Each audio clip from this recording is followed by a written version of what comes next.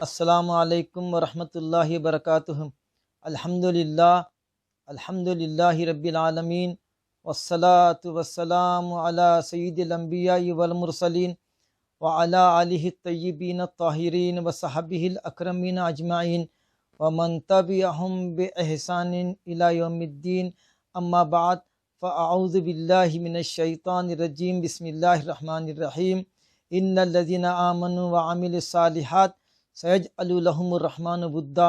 صدق اللہ العلی العظیم وصدق رسولہ النبی الأمی الکریم، ونحن علی ذلک لمن الشاہدین والشاکرین والحمد للہ رب العالمین۔ ناظرین کرام و سامعین نظام، آج کی مبارک محفل میں ہم زحمت خطاب دینے جا رہے ہیں شہر گلبرگہ کی یہ مشہور شخصیت حضرت مولانا مفتی عبدالرؤوف صاحب، جو استاد دارالعلوم بندہ نواز بھی ہے۔ آپ ایک بلند پایہ عالم ہے، اچھے مقرر ہیں، اور آپ کے وعظ اور نصائح سے ایک مخلوق کو فائدہ ہو رہا ہے۔ میں مولانا سے گزارش کرتا ہوں کہ وہ حضرت شان بندہ نواز پر اپنے خیالات کا اظہار فرمائیں۔ مولانا عبدالرؤوف صاحب۔ السلام علیکم ورحمۃ اللہ وبرکاتہ۔ الحمد للہ رب العالمین، والصلاة والسلام علی سید الانبیاء واشرف المرسلین وعلی آلہ الطیبین الطاہرین واصحابہ الراشدین الاکرمین وعلی محبیہم وتابعیہم بإحسان الی یوم الدین، واشہد ان لا الہ الا اللہ وحدہ لا شریک لہ، واشہد ان سیدنا و نبینا و مولانا محمدا عبدہ و رسولہ، اما بعد فاعوذ باللہ من الشیطان الرجیم، بسم اللہ الرحمن الرحیم۔ الا ان اولیاء اللہ لا خوف علیہم ولا هم يحزنون الذین آمنوا وكانوا يتقون لهم البشرى في الحیاة الدنیا وفي الآخرة لا تبدیل لکلمات اللہ ذلك هو الفوز العظیم، صدق اللہ العظیم وبلغنا رسولہ النبی الامین الکریم، ونحن على ذلك لمن الشاہدین والشاکرین والحمد للہ رب العالمین۔ وقال تعالی اجلالا واکراما في شأن حبیبہ، ان اللہ وملائکتہ یصلون علی النبی یا ایہا الذین آمنوا صلوا علیہ وسلموا تسلیما، اللہم رب صل وسلم وزد وبارک علی سیدنا ونبینا ومولانا محمد معدن الجود والکرم وعلی آلہ وصحبہ اجمعین۔ کوئی بندہ یوں ہی کہلاتا نہیں بندہ نواز، کوئی بندہ یوں ہی کہلاتا نہیں بندہ نواز، خود تمہارا نام ہے میری مرادوں کا جواز، خود تمہارا نام ہے میری مرادوں کا جواز، جس طرح آقا ہیں میرے خواجہ با امتیاز، جس طرح آقا ہیں میرے خواجہ با امتیاز، میں بھی ہوں سارے غلاموں میں بانداز ایاز، میں بھی ہوں سارے غلاموں میں بانداز ایاز۔ زخم ناخوردہ میں مشکل ہے شعور عاشقی، زخم ناخوردہ میں مشکل ہے شعور عاشقی، ایک شکستہ دل ہی جانے عظمت آئینہ ساز، ایک شکستہ دل ہی جانے عظمت آئینہ ساز۔ یہ حقیقت ثابتہ ہے کہ بفضل ایزدی، یہ حقیقت ثابتہ ہے کہ بفضل ایزدی، جذب کی ہے روضہ خواجہ نے خوشبوئے حجاز، جذب کی ہے روضہ خواجہ نے خوشبوئے حجاز۔ زندگی کی دھوپ نے مجھ کو کہاں پہنچا دیا، ورنہ مجھ سا بے نوا اور سایہ گیسو دراز، ورنہ مجھ سا بے نوا اور سایہ گیسو دراز۔ جس مسلسل کیف کے صابر بہت سے نام ہیں، جس مسلسل کیف کے صابر بہت سے نام ہیں، کیا کہوں کیسے ملا یہ صدقہ گیسو دراز، کیا کہوں کیسے ملا یہ صدقہ گیسو دراز۔ کوئی بندہ یوں ہی کہلاتا نہیں بندہ نواز، خود تمہارا نام ہے میری مرادوں کا جواز۔ اللہم ربی صلی وسلم وزد وبارک علی سیدنا و شفیعنا و حبیبنا و مولانا محمد معدن الجود والکرم و آلہ و صحبہ اجمعین۔ محترم ناظرین و سامعین، گفتگو کے آغاز سے پہلے میں آپ تمام حضرات کو جملہ عاشقان حضور سلطان القلم الولی الاکبر شہباز بلند پرواز گیسو دراز خواجہ بندہ نواز علیہ الرحمت و رضوان کے 616ویں عرس شریف کی دل کی گہرائی سے مبارکباد پیش کرتا ہوں۔ ساتھ میں اپنے اس درد مندی کا بھی اظہار کرتا ہوں کہ شاید تاریخ میں یہ پہلا موقع ہے کہ اس طرح سے ہم آن لائن آپ سے مخاطب ہیں۔ راست آپ سے خطاب کرنے کا موقع حالات کی وجہ سے، کرونا وائرس کی وجہ سے نہیں ہے۔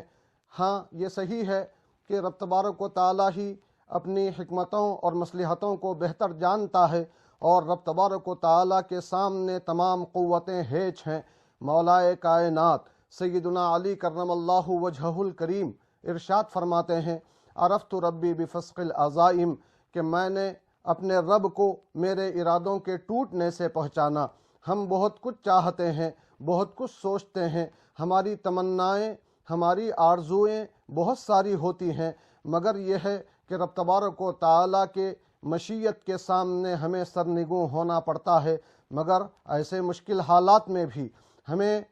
ناز ہے ہمارے رہبر و رہنما تقدس مآب ڈاکٹر سید شاہ گیسو دراز خسرو حسینی صاحب قبلہ سجادہ نشین بارگاہ حضرت خواجہ بندہ نواز علیہ الرحمت و رضوان کی ذات گرامی پر، کہ ایسے نامساعد حالات میں بھی انہوں نے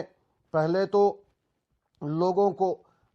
باوجود یہ کہ وہ خود چاہتے تھے، پھر بھی لوگوں کو زیارت کے لیے آنے سے درگاہ بندہ نواز پر روکا، احتیاطی تدابیر کو اختیار کیا، مگر پھر جب یہ درد بڑھ گیا، فکر بہت زیادہ ہو گئی، تو آپ نے دوبارہ پھر زائرین کے دل کی ٹھنڈک کے لیے اور حضرت خواجہ بندہ نواز علیہ الرحمت و رضوان کے فیضان کو ظاہری طور پر بھی ان تک پہنچانے کے لیے زیارت کے دروازے آپ نے احتیاط کے تقاضوں کو ملحوظ خاطر رکھتے ہوئے کھول دیا۔ دنیا جانتی ہے کہ آج مسلسل لوگ بارگاہ بندہ نواز کی زیارت کے لیے آ رہے ہیں، مگر ایک بات طے ہے کہ عرس شریف کی وہ جو رونقیں ہر سال ہوا کرتی تھیں وہ آج مفقود ہیں۔ اب جو بھی ہو، اللہ کی مصلحت ہے، اللہ کی حکمت ہے، اللہ کی مشیت ہے، سبھی کو اس کے آگے سرنگوں ہونا ہے۔ اسی وجہ سے آج ہم آپ سے آن لائن مخاطب ہیں، تو یہاں یہ ذہن میں رکھ کر چلیں کہ رب تبارک و تعالیٰ نے اولیاء کرام کی بڑی شان بیان فرمائی ہے۔ میں نے ابتدا میں جن آیات مبارکہ کی تلاوت سے اپنے آپ کو مشرف کیا ہے، رب تبارک و تعالیٰ اس میں ارشاد فرما رہا ہے کہ سنو، آگاہ ہو جاؤ، بے شک جو اللہ کے اولیاء ہیں نہ ان پر کوئی خوف ہے اور نہ وہ رنجیدہ ہوتے ہیں۔ اور پھر اولیاء کون ہیں؟ اللہ نے فرمایا کہ وہ ہیں جو تقوی والی زندگی اختیار کرتے ہیں ایمان کے ساتھ، اور پھر اس کے بعد فرمایا کہ ان کے لیے دنیاوی زندگی میں بھی بشارت و خوشخبری ہے اور آخرت میں بھی بشارت و خوشخبری ہے، اور رب تبارک و تعالیٰ کے کلمات میں کوئی تبدیلی واقع ہونے والی نہیں ہے، اور یہی بڑی کامیابی ہے۔ محترم سامعین و ناظرین، رب تبارک و تعالیٰ نے حضرت بندہ نواز علیہ الرحمت و رضوان کے عقیدت مندوں میں ہمیں شامل فرمایا۔ حضرت بندہ نواز رب تبارک و تعالیٰ کے ایک بڑے ولی ہیں، اور اولیاء کی شان خود اللہ تعالیٰ بیان فرما رہا ہے کہ یہ دنیاوی فکروں سے، دنیاوی پریشانیوں سے بے خوف، اور مصیبتیں جب آتی ہیں تو اس پر بے رنج ہوتے ہیں۔ اولیاء کرام، یہاں مفسرین کرام فرماتے ہیں کہ یہ جو آیت ہے اس میں دعویٰ بھی ہے، دلیل بھی ہے۔ دعویٰ کیا ہے، دلیل کیا ہے؟ فرماتے ہیں کہ دیکھو، اللہ نے فرمایا جو اللہ کے اولیاء ہیں وہ بے خوف ہوتے ہیں۔ دعویٰ ہے کہ اللہ کے اولیاء بے خوف ہوتے ہیں۔ اب دلیل کیا ہے؟ بولے جو خدا کا ولی ہو اسے کسی بات کا خوف کیسے ہو سکتا ہے؟ جو خدا کا ولی ہو اسے کسی بات کا خوف نہیں ہو سکتا۔ تو اس میں دعویٰ بھی آ گیا، دلیل بھی آ گئی۔ پھر جب اس بلند مقام پر کوئی بندہ پہنچ جاتا ہے، ولایت سے سرفراز ہو جاتا ہے، الولی الاکبر کے خطاب سے سرفراز ہو جاتا ہے، تو آپ جانتے ہیں کہ رب تبارک و تعالیٰ نے حدیث قدسی میں ارشاد فرمایا ہے کہ جب بندہ اس درجے پر پہنچ جاتا ہے تو میں اس کے کان بن جاتا ہوں جس سے وہ سنتا ہے، میں اس کی آنکھیں بن جاتا ہوں جس سے وہ دیکھتا ہے، میں اس کے پیر بن جاتا ہوں جس سے وہ چلتا ہے، میں اس کے ہاتھ بن جاتا ہوں جس سے وہ پکڑتا ہے۔ تو آپ سوچیں کہ اولیاء کرام کی کیا شان ہے، اور اس شان کی روشنی میں حضور خواجہ بندہ نواز علیہ الرحمت والرضوان کا کیا مقام ہے۔ ہمیں آپ کی سیرت کا جب مطالعہ کرنے کا موقع ملتا ہے اور اس شرف سے ہم مشرف ہوتے ہیں تو ہم دیکھتے ہیں کہ دہلی کی زندگی میں بھی آپ سے بہت سارے ایسے واقعات اور بہت ساری ایسی کرامتیں ظاہر ہوتی رہیں جو آپ کے مقام و مرتبے کو بلند اور ظاہر کرتی رہیں، اور اسی طرح گلبرگہ کی سرزمین پر تشریف لانے کے بعد بھی کرامتوں کا ظہور ہوتا رہا۔ ویسے ذہن میں رکھیں کہ کرامتوں کا ظہور لازمی نہیں ہے، مگر اس کے باوجود اولیاء کرام ضرورت پڑنے پر اپنی کرامتوں کا اظہار فرما دیتے ہیں۔ دہلی کا مشہور واقعہ ہے کہ آپ کے مریدوں میں مولانا محمد حسین صاحب ایک بہت معتقد مرید تھے۔ اتفاق سے ان کے جو بھتیجا داماد تھے وہ اولیاء سے عقیدت نہیں رکھتے تھے، اولیاء کی کرامتوں کے منکر تھے، جبکہ اہل سنت و جماعت کا یہ متفقہ عقیدہ ہے کہ کرامات الاولیاء حق، اولیاء کی کرامتیں حق ہیں۔ قرآن و حدیث سے اس کا ثبوت ملتا ہے، بے شمار دلائل ہیں، اس کی تفصیل میں لے جانے کا موقع نہیں ہے، مگر یہ ہے کہ وہ مولانا محمد حسین صاحب کے جو بھتیجا داماد تھے وہ اولیاء کی کرامتوں کے منکر تھے۔ وہ کسی ولی کو خاطر میں نہیں لاتے تھے، بلکہ اولیاء کو اپنے جیسا عام انسان سمجھتے تھے۔ ان کے تایا خسر مولانا محمد حسین صاحب انہیں ہمیشہ سمجھاتے رہتے تھے کہ بیٹا دیکھو، چلو سید محمد حسینی جو بندہ نواز ہیں ان کے پاس چلو، ان کی خدمت کرو، ان کے قریب میں آؤ تو تمہیں پتہ چلے گا کہ ولی کیا ہوتا ہے، اولیاء کا مقام و مرتبہ کیا ہوتا ہے۔ یہ انکار کرتے رہے، مگر ایک مرتبہ اتفاق سے یہ آمادہ ہو گئے اپنے تایا خسر کے ساتھ۔ یہ جب بارگاہ بندہ نواز میں حاضری کے شرف کے لیے چلے تو راستے میں جیسے ہی حضرت بندہ نواز پر دور سے ان کی نظر پڑی تو فوری دل میں یہ خیال آیا کہ اگر یہ واقعی اللہ کے ولی ہیں، صاحب کشف و کرامت ہیں، تو میرے دل کی تمنا یہ ہے کہ میرے دل کا حال یہ جان لیں، اور جب میں ان کے پاس پہنچوں تو یہ اپنا عمامہ اور اپنا پنکھا مجھے عنایت فرما دیں۔ اتنا سوچنا تھا، اور سوچ کر بارگاہ بندہ نواز میں جب پہنچے تو حضرت بندہ نواز علیہ الرحمت والرضوان نے فوری طور پر اپنا عمامہ اتار کر انہیں عطا فرما دیا، اور پھر خادم سے کہا کہ وہ پنکھا لا کر ان کو دے دو۔ جیسے ہی یہ سنا فوری طور پر معافی کے طلبگار ہوئے، گرویدہ ہو گئے، قدم بوسی کیے، اور پھر آپ مرید ہو گئے حضور حضرت خواجہ بندہ نواز علیہ الرحمت والرضوان کے۔ آپ دیکھیں یہ کرامت ہے، یہ بزرگی کی گویا ایک علامت پائی جاتی ہے۔ آپ دیکھیں گے جب گلبرگہ تشریف لائے تو یہاں بھی ایک عجیب واقعہ پیش آیا کہ ایک خاتون جس کا بیٹا سلطان نام کا تھا اور وہ حبس دم کا ماہر تھا، سانس روک لیتا تھا، لوگوں کو پتہ ہی نہیں چلتا تھا کہ وہ سانس روکا ہوا ہے یا مر گیا ہے۔ تو اس نے اپنے اس حبس دم کا مظاہرہ کر کے ایک پلان بنایا اور اپنی والدہ کے ساتھ اپنا ایک جنازہ تیار کروایا، اور والدہ کو حضرت بندہ نواز کی بارگاہ میں بھیجا اور کہا کہ جاؤ اور حضرت سے کہو کہ میری نماز جنازہ پڑھا دیں۔ تو یہ جمعہ کا دن تھا، جمعہ کی نماز سے پہلے وہ خاتون حضور خواجہ بندہ نواز علیہ الرحمت والرضوان کی بارگاہ میں آئیں اور انہوں نے کہا کہ میرے بیٹے کا انتقال ہو گیا ہے، حضور کرم فرمائیں، اس کی نماز جنازہ پڑھا دیں۔ تو حضرت خواجہ بندہ نواز علیہ الرحمت والرضوان جو کشف و کرامت والے تھے، بزرگی کے بلند مقام و مرتبے پر فائز تھے، آپ نے اس خاتون سے پوچھا کہ زندے کی پڑھاؤں یا مردے کی؟ زندے کی پڑھاؤں، یعنی وہ جو حبس دم کا ماہر تھا، اپنے آپ کو مردہ بنا کر کفن میں لپٹا ہوا تھا، وہ اپنے آپ کو زندہ نہیں بلکہ مردہ بنا کر پیش کر رہا تھا، مگر حضور خواجہ بندہ نواز علیہ الرحمت و رضوان اپنی باطنی آنکھ سے مشاہدہ کر رہے تھے، کشف و کرامت سے یہ معلوم کر چکے تھے کہ یہ بندہ جو کفن میں لپٹا ہوا ہے یہ زندہ ہے، کوئی مردہ نہیں۔ اس لیے آپ نے اس خاتون سے اصرار کے ساتھ پوچھا کہ کیا میں زندے کی نماز جنازہ پڑھاؤں یا مردے کی؟ تو اس خاتون نے کہا آپ یہ کیسا مذاق فرماتے ہیں کہ کیا کوئی کسی زندے کی بھی نماز جنازہ پڑھی جاتی ہے؟ میں تو میرے بیٹے کے انتقال کے بعد اس کا جنازہ لے کر آپ کے پاس آئی ہوں کہ آپ نماز جنازہ پڑھ کر دعا فرما دیں۔ جب تاکید کے ساتھ آپ نے پوچھ لیا اور وہ خاتون مسلسل اصرار کرتی رہی تو نماز جمعہ کے بعد حضور خواجہ بندہ نواز علیہ الرحمت و رضوان نے اس حبس دم کے ماہر کی نماز جنازہ پڑھا دی۔ جب نماز جنازہ مکمل ہو گئی تو حضرت بندہ نواز کا مذاق اڑانے کے لیے وہ خاتون اپنے بیٹے سے مخاطب ہو کے کہنے لگی بیٹا اڑ جا، بیٹا اڑ جا، بیٹا سلطان اڑ جا، یہ آواز دیتی رہی مگر ادھر کفن میں کوئی حرکت نہ ہوئی، کوئی حرکت نہ ہوئی۔ کیا مطلب کہ حدیث پاک میں، حدیث قدسی میں جو اللہ تبارک و تعالیٰ نے فرمایا کہ میں اس کی زبان بن جاتا ہوں جس سے وہ بولتا ہے، یہ اس کا عملی مظاہرہ تھا۔ حضرت بندہ نواز علیہ الرحمت و رضوان نے گویا اپنی زبان سے اسے مردہ کہا تو واقعتاً اس کی روح قفس انصری سے پرواز کر گئی اور وہ مردہ ہو گیا۔ یہ آپ دیکھیں، یہ اولیاء کرام کی شان ہے، یہ ان کی کرامتیں ہیں۔ یہ کرامتیں اگر اولیاء کرام سے ظاہر ہوں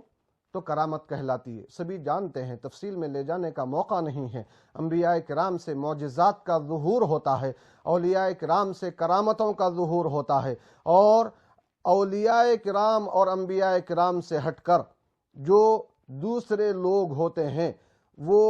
جادو اور استدراج کے درجے میں ہوتے ہیں، جو ایسے خلاف عقل کام کر جاتے ہیں۔ اس کی درجہ بندی کر دی گئی اور عوام الناس بھی تقریباً اس سے واقف ہے۔ میں زیادہ تفصیل میں اس کے لے جانا نہیں چاہتا، یہ بتلانا چاہتا ہوں کہ حضرت خواجہ بندہ نواز علیہ الرحمت و رضوان جو اس مقام و مرتبے پر فائز ہیں، یہ اللہ تبارک و تعالیٰ کا آپ کے ساتھ خاص کرم ہے کہ رب تبارک و تعالیٰ نے آپ کو پیدائش کے بعد ہی سے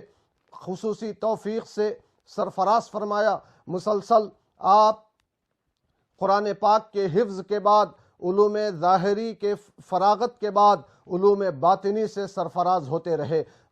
قدم بقدم ترقی کرتے رہے۔ ترقی کرتے کرتے آپ ولایت کبریٰ کے مقام پر پہنچ گئے کہ آپ کو الولی الاکبر کے لقب سے سرفراز کیا گیا۔ یہ مقام و مرتبہ ایسے ہی حاصل نہیں ہوتا۔ میں اگر یہ کہوں کہ بندہ نواز نمازوں کی پابندی کرتے تھے، بندہ نواز ہمیشہ سچ بولا کرتے تھے، بندہ نواز کسی کو دھوکہ نہیں دیتے تھے، تو یہ باتیں کہنے کی اس لیے نہیں ہیں کہ اولیاء کرام جو ہوتے ہیں وہ بالکلیہ طور پر شریعت کے پابند ہوتے ہیں، شریعت سے کبھی ان کو مفر نہیں ہوتا، وہ شریعت کا دامن کبھی نہیں چھوڑتے، وہ ہمیشہ سچ بولنے والے ہی ہوتے ہیں، وہ ہمیشہ نمازوں کی پابندی کرنے والے ہی ہوتے ہیں، فرائض تو فرائض، نوافل کی بھی وہ کثرت کرنے والے ہوتے ہیں، قرآن پاک کی تلاوت میں ہمیشہ مصروف رہنے والے، بندگان خدا کی خدمتوں میں ہمیشہ مصروف رہنے والے یہ اولیاء کرام۔ یہ اولیاء کرام، ان کی شان اگر اجاگر ہوتی ہے تو ان کی شان بندہ نوازی سے اجاگر ہوتی ہے، ان کی دوسروں کے لیے غمخواری کے جذبے سے اجاگر ہوتی ہے۔ حضرت بندہ نواز کا جو نام بندہ نواز پڑا ہے، اس کا سبب بھی آپ سمجھتے چلیں کہ حضرت بندہ نواز مدینے سے مدنی تاجدار صلی اللہ علیہ وسلم کے اخلاق کا پیکر بن کر تشریف لائے۔ آپ کا ہر قدم سرکار عربی صلی اللہ علیہ وسلم کی سنتوں کا مظہر ہوا کرتا تھا۔ سرکار کے اخلاق کا پرتو بن کر جب آپ تشریف لائے تو آپ کے اخلاق کریمانہ میں یہ بات دیکھنے کو ملتی ہے کہ کبھی آپ کسی کو تکلیف نہیں پہنچایا کرتے تھے، ہمیشہ سب کی دلجوئی کیا کرتے تھے، ضرورت مندوں کی مدد کیا کرتے تھے۔ جب ضرورت مندوں کی مدد کیا کرتے تھے اور اپنے آپ پر دوسروں کو ترجیح دیا کرتے تھے تو زبان زد عام و خاص بندہ نواز ہو گیا، بندوں کو نوازنے والے، بندوں کو نوازنے والے۔ جیسے ہی بندہ نواز کا نام ہم لیتے ہیں، کچھ لوگوں کو اعتراض پیدا ہوتا ہے، اختلاف پیدا ہوتا ہے کہ بندہ نواز تو رب تبارک و تعالیٰ کی ذات ہے، بندوں کو نوازنے والی تو صرف خدا کی ذات ہے، یہ انسان ہو کر بندہ نواز کیسے ہو گئے؟ یہ انسان ہو کر بندوں کو کیسے نوازتے ہیں؟ میں ان سے صرف یہ عرض کرنا چاہوں گا کہ حقیقت و مجاز کے فرق کو سمجھ لیں۔ یہ اولیاء رحمان ہیں، اولیاء شیطان نہیں ہیں۔ جب اولیاء رحمان میں ان کا شمار ہوتا ہے تو جو بھی اللہ کا ولی ہوتا ہے اس کی اپنی ذاتی کوئی طاقت و قدرت نہیں ہوتی، اس کی کرامتوں کا منبع اور اس کی کرامتوں کا پورا جلوہ رب تبارک و تعالیٰ کی قدرت سے ہوتا ہے۔ رب تبارک و تعالیٰ انہیں قوتیں عطا فرماتا ہے، انہی قوتوں کے بلبوتے پر یہ اولیاء کرام اپنی قوتوں کا اظہار کر کے قوم کی خدمت کرتے ہیں، انسانیت کی صلاح و فلاح کا کام کرتے ہیں۔ تو میں یہ عرض کر رہا تھا کہ حضور خواجہ بندہ نواز علیہ الرحمت و رضوان نے یہ جو مقام و مرتبہ پایا، یہ جو بلند درجے پر فائز ہوئے، اس کا سبب یہ بھی ہے کہ آپ نے علوم ظاہری کے ساتھ علوم باطن کو حاصل کرنے کے ساتھ ساتھ کبھی آپ نے شریعت پر عمل سے کنارہ اختیار نہیں کیا، ہمیشہ شریعت پر گامزن رہے۔ اسی حدیث قدسی کے ابتدائی حصے میں رب تبارک و تعالیٰ یہ ارشاد فرماتا ہے کہ کوئی بندہ فرائض کی ادائیگی کے بغیر مجھ سے قریب ہونے کا کوئی اور راستہ مجھے محبوب اور پسندیدہ نہیں ہے۔ اور پھر فرائض کی پابندی کے بعد جب بندہ نوافل کی کثرت کرتا ہے تو بندہ آگے بڑھتے بڑھتے اس مقام پر پہنچ جاتا ہے جہاں پہنچ کر میں اس کے آنکھ بن جاتا ہوں جس سے وہ دیکھتا ہے، میں اس کے کان بن جاتا ہوں جس سے وہ سنتا ہے۔ آپ دیکھیں یہ بندہ نواز کی شان محض کس لیے ہے کہ آپ کا علمی مقام بھی تھا، مقام و مرتبہ روحانی بھی تھا، اور ساتھ میں آپ نے کبھی شریعت کو پامال نہیں کیا اور ہمیشہ اپنے عقیدے اور عمل کے ذریعے سے اپنے ماننے والوں کو، اپنے چاہنے والوں کو، اپنے معتقدوں کو ہمیشہ صراط مستقیم پر گامزن کرتے رہے، سیدھے راستے پر چلاتے رہے۔ اسی لیے رب تبارک و تعالیٰ نے اولیاء کرام کی اس بے خوفی اور رنج سے دوری کا ذکر کرنے کے بعد ان کی تعریف کرتے ہوئے فرمایا کہ الذین آمنوا وکانوا یتقون۔ اولیاء کرام وہ ہیں جو ایمان والے بھی ہوتے ہیں، تقوی والے بھی ہوتے ہیں، تقوی کی زندگی اختیار کرتے ہیں، یعنی کبھی ان سے کوئی نماز نہیں چھوڑتی، نہ فرض نماز چھوڑتی ہے، نہ یہ سنتوں پر مواظبت میں کوئی فرق آنے دیتے ہیں، ہمیشہ پابندی کے ساتھ عبادتیں کرتے رہتے ہیں۔ روزوں کا معاملہ لے لیجئے اور دوسرے اور فرائض کا معاملہ لے لیجئے، کبھی ان سے کوتاہی نہیں ہوتی۔ رب تبارک و تعالیٰ کا ان اولیاء پر خصوصی کرم ہوتا ہے، ہمیشہ یہ آگے بڑھتے رہتے ہیں، ہمیشہ یہ نیکیوں میں مستغرق رہتے ہیں، کبھی گناہوں کی طرف ان کا ذہن نہیں جاتا، رب تبارک و تعالیٰ انہیں اپنی حفاظت میں لے لیتا ہے۔ تو یہ حضرت بندہ نواز علیہ الرحمت و رضوان کی تعلیمات میں بھی یہ بات ملتی ہے، دیگر بزرگان دین بھی یہ فرماتے ہیں، جس کا خلاصہ یہ ہے کہ دیکھو ایمان کے بعد تقوی ضروری ہے۔ یہ بات اس لیے بھی ضروری طور پر سمجھ لینا چاہیے کہ کچھ لوگ تقوی کو بازو رکھ دیتے ہیں اور یہ کہنے لگتے ہیں تقوی کی کوئی ضرورت نہیں ہے، دل ہمارا پاک ہے، دل مزکا اور مصفا ہو چکا ہے، تو اب ہمیں کسی عبادت کی ضرورت نہیں ہے، ہم بلند درجے پر فائز ہو چکے ہیں۔ ایسے لوگوں کے لیے بندہ نواز کی عملی زندگی بھی بڑا نمونہ ہے، انہیں آواز دے رہی ہے کہ اے لوگو غفلت میں مت پڑو، لوگوں کو دھوکہ مت دو، خود بھی دھوکے میں مت رہو، یاد رکھو کہ شریعت سے کسی کو مفر نہیں ہے۔ شریعت کی مثال صوفیاء کرام نے کیا دی؟ فرمایا کہ یہ شریعت اور طریقت، یہ شریعت کے بارے میں فرمایا کہ شریعت بال ہیں اور طریقت مانگ ہے، بالوں میں نکالی جانے والی مانگ کی طرح طریقت ہے، شریعت بالوں کی طرح۔ تو اب جس کے سر پر بال ہوں گے وہی مانگ نکال سکے گا، تو جس کے پاس شریعت ہوگی وہی طریقت کے میدان میں قدم رکھ کر اپنے آپ کو مزین کر سکے گا۔ تو شریعت سے مفر نہیں ہے، یہ بندہ نواز علیہ الرحمت و رضوان نے اپنی تصنیفات و تالیفات میں بھی بتایا، اپنے ملفوظات میں بھی اس کا اظہار فرمایا، اور عملی زندگی میں بھی اس کا نمونہ پیش کر کے ہم لوگوں کو ترغیب دی کہ اے لوگو، غفلت کی زندگی میں مت رہو، یہ دنیا دارالعمل ہے، یہ دنیا دارالمحن ہے، یہاں آزمائش، ابتلا اور امتحان سے گزرنا ہے۔ جب اس ابتلا اور آزمائش اور امتحان میں تم ثابت قدم رہو گے تو تمہارے لیے بشارتیں ملیں گی، خوشخبریاں ملیں گی، دنیاوی کامیابیاں بھی تمہارا مقدر بنیں گی۔ اب یہاں ایک سوال یہ پیدا ہوتا ہے کہ جب حضرت بندہ نواز علیہ الرحمت و رضوان اور ان جیسے اولیاء کرام رب تبارک و تعالیٰ کے پاس اتنا بڑا مقام و مرتبہ رکھتے ہیں اور اس درجے پر فائز ہیں، تو یہ مصیبتوں کو فوری ٹال کیوں نہیں دیتے؟ کرونا وائرس جیسی یہ بلا، یہ وبا آج پوری دنیا پر چھائی ہوئی ہے، پوری انسانیت آج اس سے جوجھ رہی ہے، ہزار پا بلا کی طرح یہ پوری دنیا کو گھیری ہوئی ہے۔ تو اس وبا کے خاتمے کے لیے یہ اولیاء کرام کوششیں کیوں نہیں کرتے؟ تو ہمارا مختصر سا جواب ہوگا، یہ اولیاء کرام مشیت الہی کے خلاف کبھی کوئی قدم نہیں اٹھاتے۔ کیوں؟ اس لیے کہ وہ خود بھی اپنی زندگی میں ابتلا اور آزمائش کے دور سے گزر چکے ہیں۔ انسانی جسم کو جن آزمائشوں سے عمومی طور پر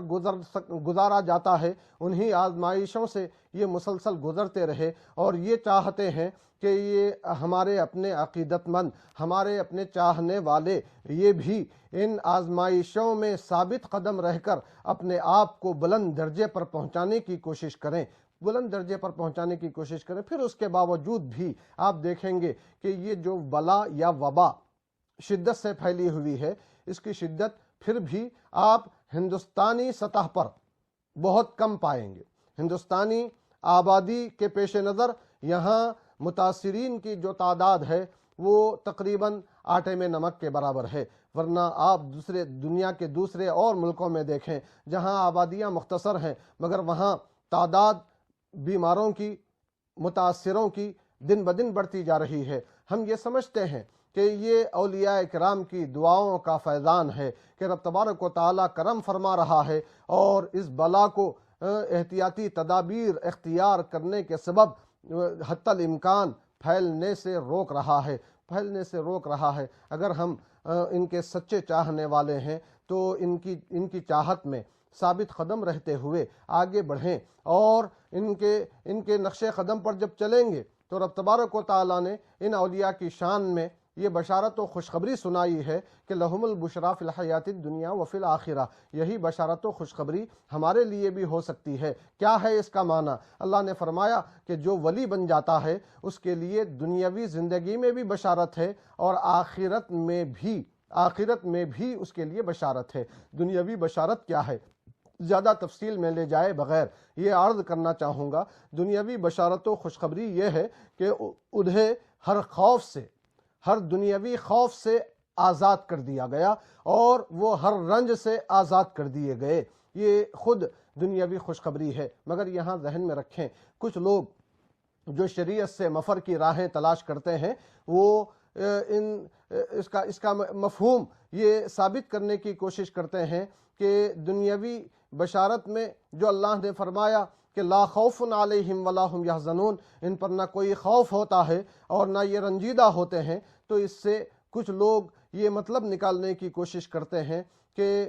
اللہ کا بھی ان کو خوف نہیں ہوتا۔ ایسی بات نہیں ہے، بلکہ اللہ کا خوف اولیاء کرام کو سب سے زیادہ ہوتا ہے۔ رسول پاک صلی اللہ علیہ وسلم خود ارشاد فرماتے ہیں انی لاخشاکم للہ واتقاکم لہو، او کما قال صلی اللہ علیہ وسلم، اے لوگو سنو، بے شک میں اللہ تعالیٰ سے تم سب میں سب سے زیادہ خشیت اور سب سے زیادہ تقویٰ رکھنے والا ہوں۔ تو یہ اولیاء کرام بھی سنت نبویہ پر چلنے والے اولیاء کرام، رب تبارک و تعالیٰ کی مرضی پر چلنے والے اولیاء کرام، ان کو کبھی کوئی خوف نہیں ہوتا تھا۔ تو اس کا مطلب یہ ہے کہ دنیاوی خوف ان کو لاحق نہیں ہوتا تھا، ورنہ رب تبارک و تعالیٰ کے خوف سے یہ ہمیشہ لرزاں و ترساں رہتے تھے، ہمیشہ رب تبارک و تعالیٰ کے حضور سر بسجود ہونے کو اپنے لیے باعث افتخار، باعث اعزاز سمجھتے تھے۔ تو بہرحال رب تبارک و تعالیٰ نے فرمایا کہ ان کی جب یہ شان ہوتی ہے تو ان کے لیے دنیاوی زندگی میں بھی بشارت ہے۔ یہ دنیاوی زندگی کی بشارت دنیاوی خوفوں سے بے نیازی، دنیاوی فکروں سے بے رنجی۔ اب اس کے بعد لہم البشریٰ فی الحیات الدنیا وفی الآخرہ، دنیاوی زندگی میں بھی بشارت، آخرت میں بشارت۔ آخرت میں بشارت کیا ہے؟ آخرت میں ان اولیاء کرام کے لیے نور کے منبر رکھے جائیں گے، ایسے بلند مقام و مرتبے پر یہ فائز کیے جائیں گے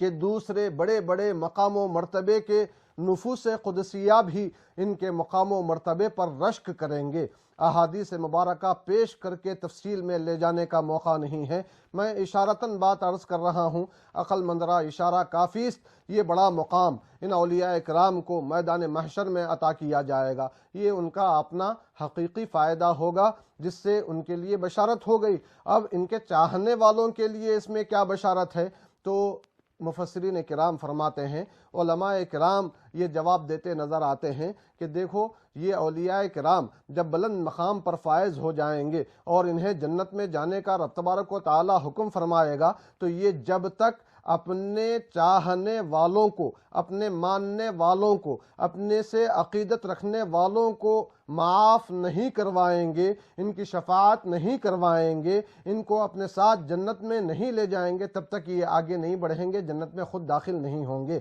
تو یہ ان کے عقیدت میں، ان کی محبت میں یہاں دنیاوی زندگی گزارنے کا ہمیں بھی فائدہ مل رہا ہے۔ ہمارے لیے بھی آخرت کی زندگی میں بشارت و خوشخبری رب تبارک و تعالیٰ اس مفہوم میں واضح فرما رہا ہے۔ پھر اس کے بعد اللہ نے فرمایا لا تبدیل لکلمات اللہ،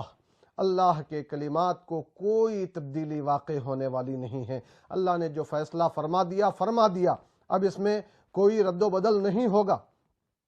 اور پھر اللہ نے یہ بھی فرما دیا کہ ذالک هو الفوز العظیم، یہی بڑی کامیابی ہے، اس سے بڑی اور کوئی کامیابی نہیں ہو سکتی کہ رب تبارک و تعالیٰ نے اولیاء کرام کو دنیا میں بھی بے خوف کر دیا، دنیا کے غموں سے بے خوف کر دیا، اور پریشانیاں جو آ چکی ہیں ان سے رنج کو ان کے دور کر دیا، اٹھا لیا، اور پھر ان کو شریعت پر گامزن رہنے کی توفیق عطا فرمائی، اور ان کے ذریعے سے بہت سارے ماننے اور چاہنے والوں کو بھی صراط مستقیم پر گامزن کر دیا۔ دنیاوی زندگی میں بھی ان کے لیے بشارت و خوشخبری رکھی گئی، آخرت میں بھی ان کے لیے خوشخبری اور بشارت رکھی گئی، اور پھر اللہ نے فیصلہ فرما دیا کہ یہی بڑی کامیابی ہے۔ رب تبارک و تعالی ہم سب پر کرم فرمائے، حضور حضرت خواجہ بندہ نواز علیہ الرحمت و رضوان کے وسیلے سے ہمیں صحت و عافیت کے ساتھ لمبی زندگی عطا فرمائے، جملہ چاہنے والے، جملہ ماننے والے، جملہ عقیدت رکھنے والوں کے ساتھ ساتھ الہ العالمین جملہ مسلمانوں کی مدد فرما، کرم فرما، شریعت کے ساتھ طریقت اختیار کرنے کی توفیق عطا فرما، اور پوری دنیا سے رب تبارک و تعالی ان کے وسیلے سے اس وبا کو جو کرونا وائرس کی شکل میں چھائی ہوئی ہے الہ العالمین دور فرما دے، اور پھر پرانے دن لوٹا دے۔ الہ العالمین رحم فرما، کرم فرما، ہم سبوں کو عزت کی، اسلام کی زندگی عطا فرما، ایمان کی موت نصیب فرما، میدان محشر میں رسول کریم علیہ التحیۃ والتسلیم کی شفاعت ہمارا مقدر فرما۔ وصلی اللہ وسلم علی خیر خلقہ ونور عرشہ سیدنا محمد وآلہ وصحبہ اجمعین، والحمد للہ رب العالمین۔